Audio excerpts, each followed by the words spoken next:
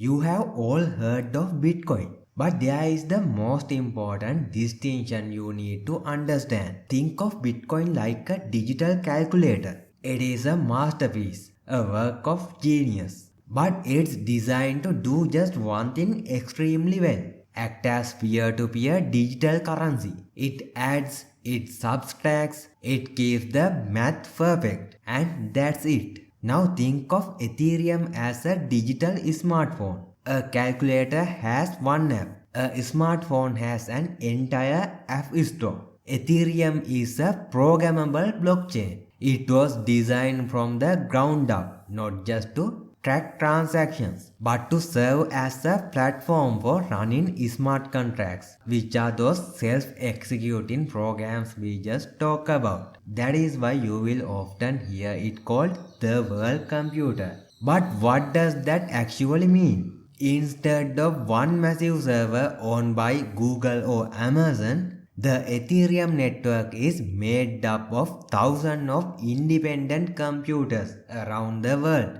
We call them nodes. Together, they form a single decentralized computer that isn't owned by anyone and can't easily be shut down. And on this shared global computer, anyone can run their own smart contract application. Of course, that raises an obvious question. If Ethereum is one giant shared computer, how do you pay for the computing time? You can't just run program for free forever. Someone has to power the system.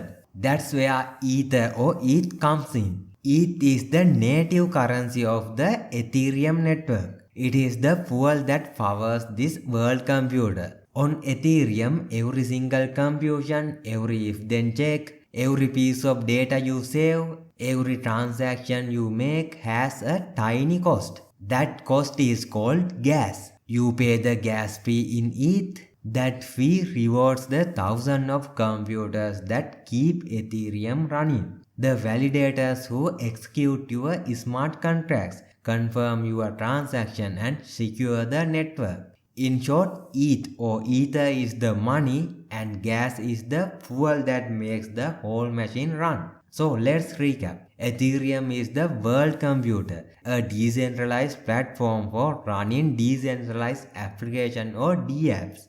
Smart contracts are the apps we run on that computer. ETH is the currency that powers it all. And gas paid in ETH is the cost of using the network's computer power. Now we know where our code runs. The next question is how. What is the brain inside the world computer? What is the processor that actually reads our code and make it work?